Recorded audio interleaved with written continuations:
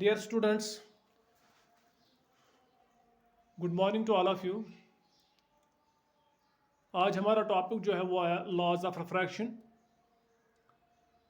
इससे पहले हम रिफ्लेक्शन के लॉज पढ़ चुके हैं, जिसमें हमने कहा था कि the incident ray, the reflected ray and the normal at the point of incidence all lie in the same plane.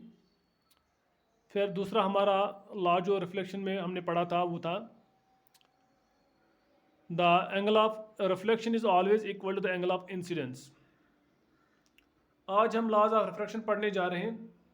3 laws हम यहाँ पे आपको बताने जा रहे हैं। सबसे पहला लॉ जो है वो है when light passes from one medium to another medium the frequency of light does not change.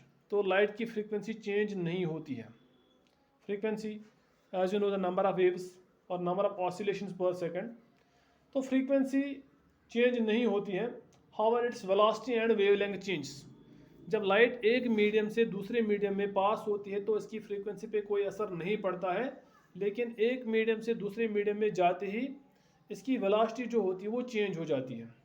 Velocity change का मतलब या तो उसकी स्पीड बढ़ेगी या तो उसकी स्पीड कम हो जाती है, डिपेंडिंग का मतलब मीडियम कैसा है। डेंसर मीडियम है तो इसकी स्पीड कम हो जाएगी, रेयर मीडियम हो जाएगा आ जाएगा तो इसकी स्पीड या वेलोसिटी बढ़ जाएगी। और साथ में इसकी वेवलेंथ जो होती है वो भी चेंज होती है। वेवलेंथ यहाँ से जो मुराद है वो है कि wavelength colour of the light वो चेंज हो सकता है, वेवलेंथ चेंज हो सकती है। सेकंड जो हमारे पास लॉ है वो है the incident ray is same as we have seen the reflection. The incident ray, refracted ray and the normal at the boundary.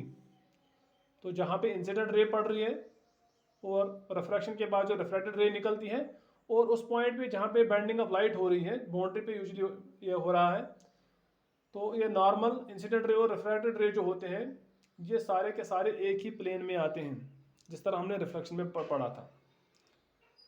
तीसरा जो हमारे पास लॉ जो है वो है the ratio of sine of angle of incident to the sine of angle of refraction is constant. तो for a given pair of medium, तो एक गिवन पेयर ऑफ मीडियम के लिए sine I divide by sine R ये constant होता है। लेकिन इस चीज़ का यहाँ पे खास ख्याल रखना है कि ये किसी पर्टिकुलर मीडियम के पेयर के किसी मीडियम के पेयर के लिए होता है। सपोज ये आपका इंसिडेंट रे है, ये आपकी रिफ्रैक्टेड रे है, यहाँ पे आपका एंगल ऑफ इंसिडेंस बन जाता है, यहाँ पे आपका एंगल ऑफ रिफ्रैक्शन बन जाता है।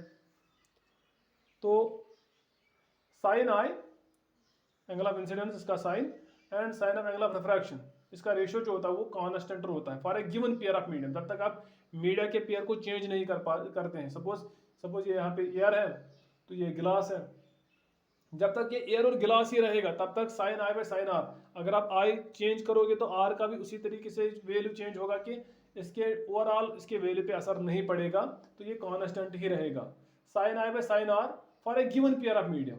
लेकिन इसमें आपको ये चीज़ याद रखनी है कि for a given pair of medium, एक मीडियम जो होता है उसका पेयर जो होता है जो जब तक सेम रहेगा तब तक sine i by sine r का वैल्यू भी चेंज नहीं होगा, वो कांस्टेंट रहेगा। और ये कांस्टेंट हम लिख सकते हैं, it is usually equal the refractive index of medium 2 with respect to medium 1। तो इसलिए हमने यहाँ पे लिखा sine i by sine r को हम ऐसे भी लिख सकते हैं this constant. What is constant? This constant is actually refractive index of medium 2 with respect to medium refractive index of medium 1, या ऐसे भी हम लिख सकते हैं। तो इसको सिनेल ने इस एक्सपेरिमेंटली इस लॉ को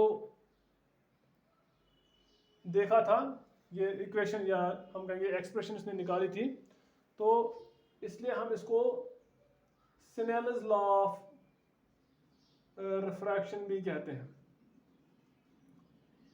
this law is also known as Snell's law of refraction.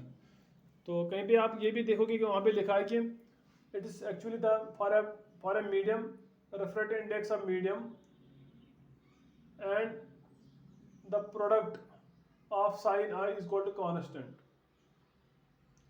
Product of refractive index of a medium and the sin of angle of incidence, it is constant. It is constant for a medium. तो इस तरह अगर इस medium के लिए constant होगा तो इसलिए इसके लिए भी ये कांस्टेंट होगा। तो जब राइट साइड्स इक्वल होंगे तो फिर लेफ्ट साइड भी इक्वल होंगे। तो उससे हम उसे ये भी लिख सकते हैं कि n i sine i is equal to n two sine r, वही तो हमने यहाँ पे डिराइव करके इसको लिखा है, sine i by sine r is equal to n two divide by n one. तो ये सिनल ने एक्सपेरिमेंटली इसको प्रूव किया था और इसलिए इसको हम सिनल लॉ ऑफ रिफ्रैक्शन भी कहते हैं। तो सिंपली अभी इसको याद रखने के लिए हम क्या याद रखेंगे, the ratio of sine of angle of incidence to sine of angle of refraction is constant for a given pair of medium. जब तक ये मीडियम चेंज नहीं होगा तब तक साइन आई और साइन आर का वैल्यू जो होगा वो एक जैसा ही रहेगा, वो कांस्टेंट ही रहेगा। और वो कांस्टेंट जो होता है वही आपका रिफ्रैक्टिव इंडेक्स भी होता है, जिसको हम कहते हैं refractive index of medium 2 with respect to medium 1। Thank you.